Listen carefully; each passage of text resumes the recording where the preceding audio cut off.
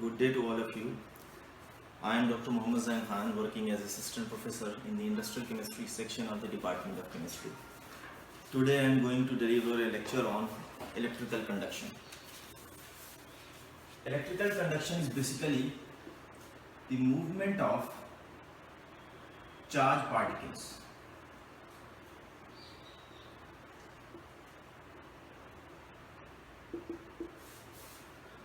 under the influence of an electrical field. For example, if electron is moving under the influence of an electric field through a transmission medium, it can conduct electricity and it can generate current.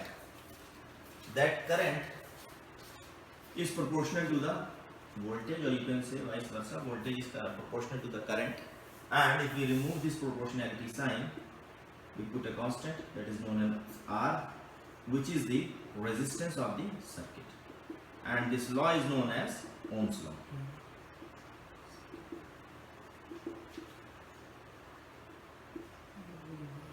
So the current is proportional to the applied voltage, the strength of the field. On the other hand, if we talk of the symbol J, which is defined as the current density. Current density means, what do you mean by current density? Current density means is the current per unit area or per unit volume. Its unit is ampere per meter square, or volumetric current density can be represented as ampere per meter cube or milliampere per meter square or per meter cube. So this current density J is proportional to the electric field, and if we remove this proportionality sign, this is equal to sigma into E, where E is the electric field, sigma is the conductivity of the medium, and R is always inversely proportional to the conductivity. Higher the resistance, lower will be the conductivity. Lower the resistance, higher will be the conductivity of the medium. So the movement of current or the electrical conductivity depends upon the type of material, along with temperature as well. There are other factors which affect the conduction of electricity through a material, but it mainly depends upon the type of material. And on this basis, we can divide different materials on the basis of their ability to conduct electricity. We can divide solids into conductors,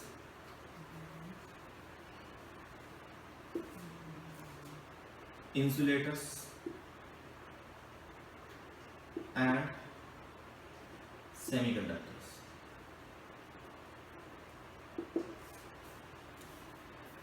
As you all know that in a solid, the atoms interact with, the orbitals of the atom interact with the other orbitals of the neighboring atoms. But in an isolated atom, जहाँ पर सिर्फ एक atom present है, in an isolated atom, the energy level of electrons या energy orbitals are known as bands. And there is a level which is known as Fermi level. This blue line is known as Fermi level. Fermi level is defined as the orbital with highest energy filled with electrons. The highest energy orbital with electrons.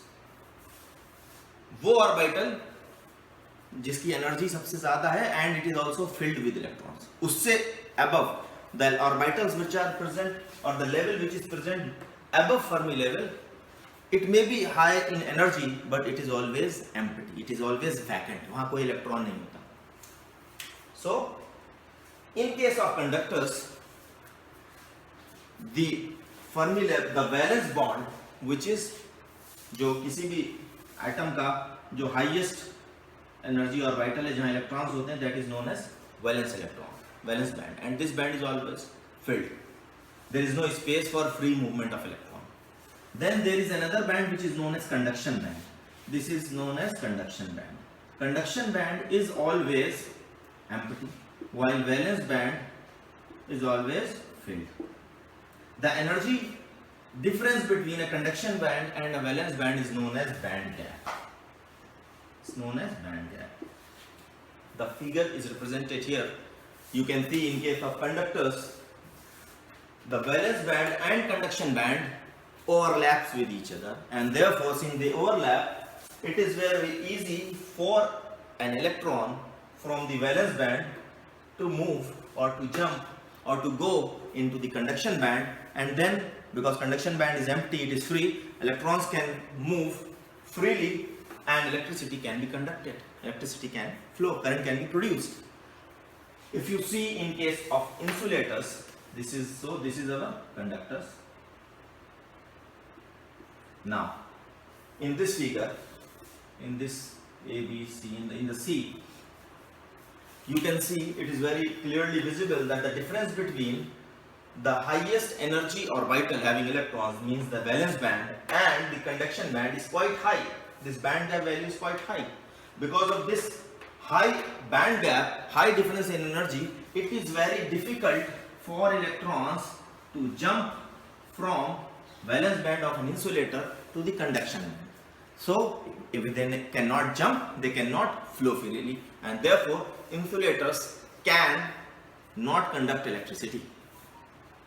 Of course, it depends upon temperature. अगर आप temperature बढ़ाते हैं बहुत, तो in certain cases they can produce slight energy, slight electric current, but at normal pressure, temperature, at ordinary temperature, valence band and conduction band difference is too high for electrons to jump, and therefore insulators cannot conduct electricity.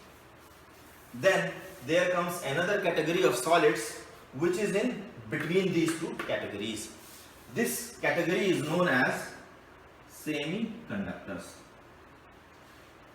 Semiconductors means although their valence and conduction band do not overlap, but the difference is quite small. It is so small that with slightly increasing the temperature or by creating some kind of defects, we can make the electrons from valence band of semiconductors to jump into the conduction band, and because of vacant spaces in conduction band, these electrons can flow and energy can be generated. So if I talk of conductors, among the solid, metals are the best example of conductors, because in case of metals, the valence and conduction bands overlap and they can very easily conduct electricity. While if I talk of insulators, all the non-metals have quite high band gap, and because of that they do not conduct electricity. As far as the semiconductors are concerned, group 3 elements, the members of group 3 family, they are among the categories of semiconductors. Clear? Sorry, group 4, carbon, germanium, they all are semiconductors category. If we dope elements of group 3 or elements of group 5 into these and create some kind of defects, either create an extra electron or create an extra vacancy which is known as hole, we can conduct electricity in case of semiconductors. Now, so solids, in summary, in a nutshell, divided into 3 categories based on their band gap value. Conductors have almost zero band gap, conduct electricity. Metals are the example. Semiconductors have a low band gap, not very high difference. Group 4 members, they can conduct electricity by creating some deficiencies, some defects, while in insulator the gap is too high that they cannot conduct electricity. So from this discussion we can also realize that in case of solid, the flow of conductivity is only because of electrons. Electrons are the carrier of electricity. Let us discuss the other state of matter, which is known as liquids.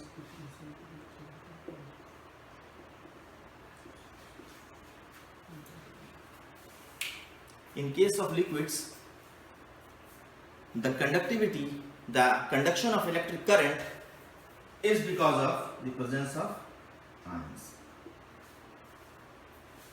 For example, if you dissolve NaCl in water, you get Na positive and Cl negative ions. because of these charged particles, cations and anions that can flow freely in the solution, electricity can be conducted very easily.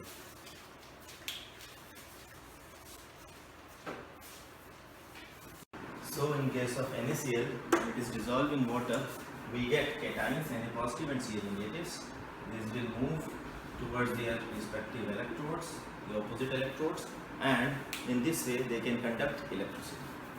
So in case of liquids, the electricity is always conducted by ions, either cations or anions. Then comes the third category, which is known as gases. Although gases do not conduct electricity or have very little conductivity because they do not have charged ions. Because as I just told you, ions can conduct electricity in fluids, in liquids as well as gases, and in gases, since charged ions are not present, they cannot conduct electricity. But in case of certain radioactive gases that can release particles and produces charged ions, or gases under the influence of ultraviolet rays or cosmic rays, because of these high energy radiations, gases can produce certain ions, certain charged particles, and because as you all know that in case of gases the movement is free, molecules can move freely, very freely. So if under the influence of these energy radiations like UV radiations, like cosmic radiations, certain charged particles are produced, certain charged ions are produced, then gases can be having low conductivity, can be conducting but to a low level. Now comes the fourth state of matter. One more thing, in case of gases, if a high voltage is applied by two electrodes inside a tube having gases, so because of high voltage, high electric field, these gases produced large number of charged ions, and then it can be a conducting medium. So under the influence of electric field only. Then comes the fourth state, which is known as plasma. Plasma state is basically a high energy state in which charged ions of gases are present. Charged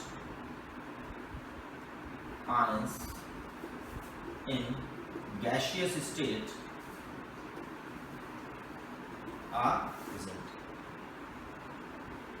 and because of these charged ions, it is a conducting state, can conduct electricity.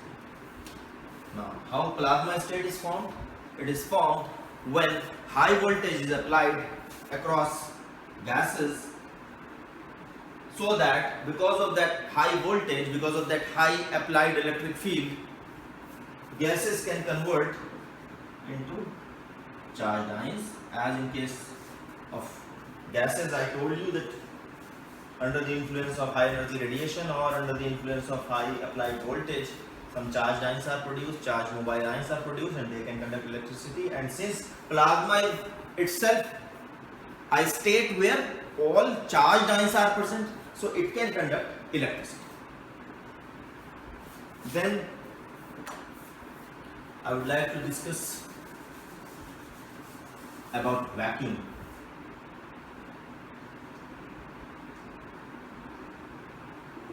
Since vacuum means zero pressure, nothing is there, not even gas is there, not even plasma is there. So when there is absence of everything, this cannot conduct electricity even under the presence of, under the influence of high energy radiations like cosmic rays or ultraviolet. In certain cases, mind my words, in certain cases, when in a vacuum chamber very high voltage is applied, even then vacuum do not create electrons or charged particles because of itself. It is only created because of very high voltage. At very high voltage, these electrodes release certain electrons and certain charged ions. Because of that, electricity can be conducted in a vacuum.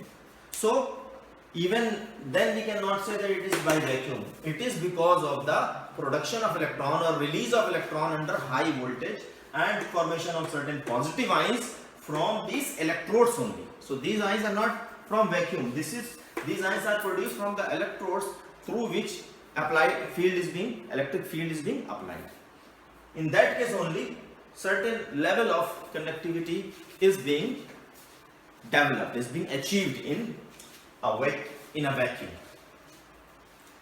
One thing of solids I missed, so I would like to discuss another category of solids, because in solids I told you that there are three categories: conductors, semiconductors and insulators. Then there is a fourth category as well, which is known as superconductors, or you can say these are wonder materials.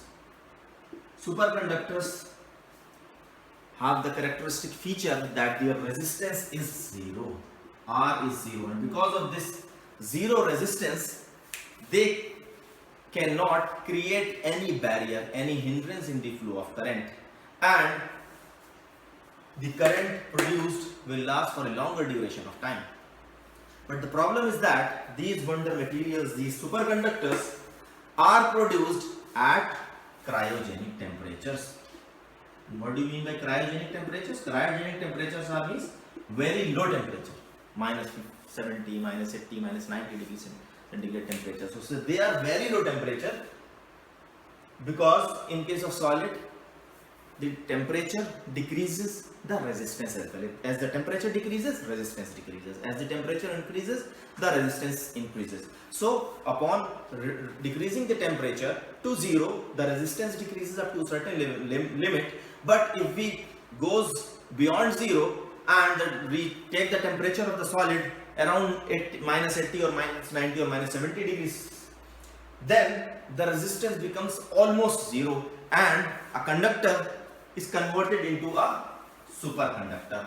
But the problem is with superconductors is that as the temperature is raised to room temperature, they again becomes conductors only, instead of behaving like a superconductor. So that is the main disadvantage, because most of the time the materials which we are using, the wires which we are using in our house, in our homes, in schools, in colleges, industries, everywhere, they work at room temperature, or because of the heating effect of current, the temperature rises. So whenever the temperature is above zero, any superconductor start behaving like a normal conductor. As of now, I hope in future superconductors can also develop at room temperature, and then we can have a zero resistance material at room temperature that can be used in wires, that can be used in electrical appliances, electrical equipments, which can not create any hindrance, any barrier to the current flow, and will last for a longer duration of time.